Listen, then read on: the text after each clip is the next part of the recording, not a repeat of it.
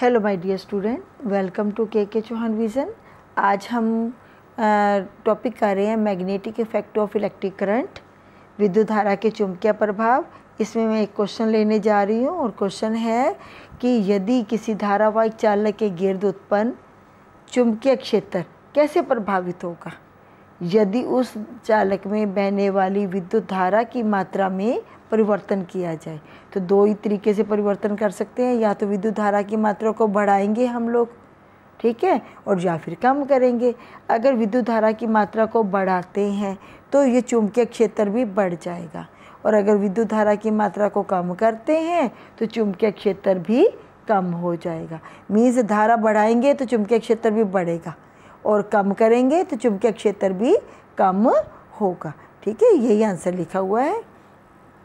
इसको क्लियर करते हैं।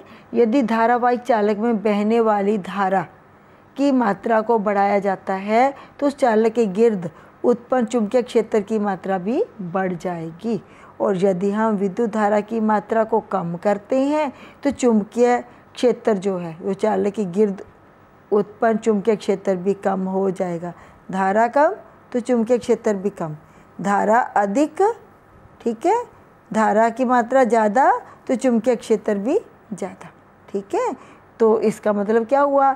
इसका मतलब हुआ कि चुंबकीय क्षेत्र की प्रबलता जो है ना वो उस चालक में बहने वाली धारा के सीधे अनुक्रमानुपाती होती है। तो क्या कह सकते हैं? The strength of magnetic field is directly proportional to the value of current pass through the conductor.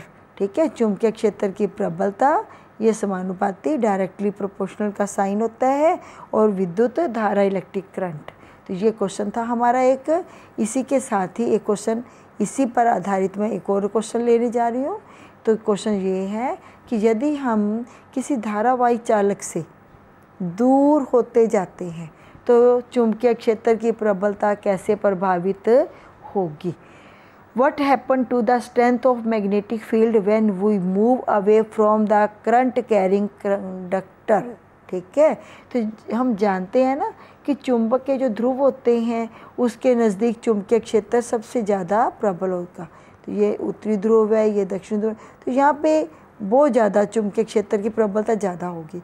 पर जैसे जैसे हम ध्रुवों से दूर होते जाएंगे, ठीक है, तो आपने देखा होगा ना जो मैग्नेटिक फील्ड लाइंस खींची थी पहले तो ये बिल्कुल पास पास में होती हैं, ठीक है, पर जैसे ही दूर जाते जाते हैं तो फिर ये बड़ी बड़ी होती जाती है, तो इनकी प्रबलता जो है वो कम होती जाती है। चुंबक के भी अगर आप आयरन फीलिंग्स के पास लेके जाते हो मैग्नेट को, तो आप देखते हो ना तो वो कहाँ पे चिपकती है? आयरन। ये चुंबक के इन ध्रुवों पर ही लोहे के पार्टिकल्स या पिन्स लोहे की हैं वो चिपकेंगी। पर अगर जैसे दूर करो इस चुंबक को और लोहे के पार्टिकल्स दूर पड़े हैं तो इसको उतना वो नहीं अपनी ओर आकर्षित कर पाएगी।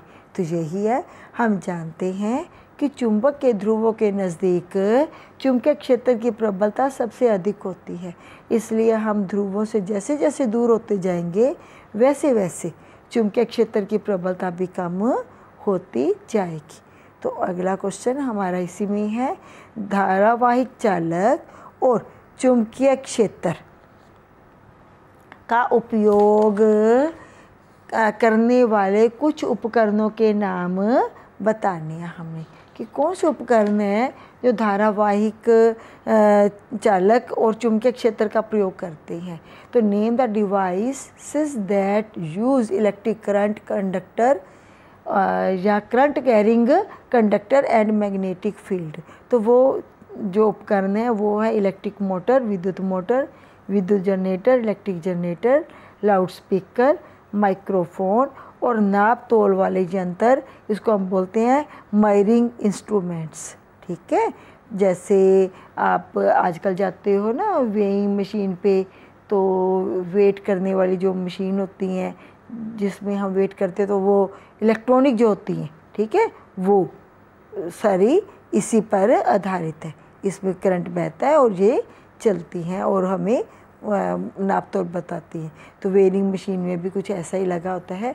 तो ये क्वेश्चन जो आज के थे, एक तो अगर इस सोलेनॉइड में हम विद्युत धारा के मान को बढ़ाएंगे, इलेक्ट्रिक करंट अगर बढ़ाते हैं हम तो इसकी जो चुंबकीय क्षेत्र की प्रबलता जो है वो बढ़ती जाएगी। ठीक है, तो प्रबलता जो है वो धारा के सीधे अनुपाती होता है। एक बोला था क्वेश्चन कि इन ध्रुवों पर जो है चुंबकीय क्षेत्र अधिक प्रबल होगा। ठीक है, और तीसरा क्वेश्चन था डिवाइस बताने वाला। तो ये क्वेश्चन हमारे आज के सारे क्वेश्चन हो जाते हैं। Thanks for watching this video. Please share and subscribe this video also. Thank you.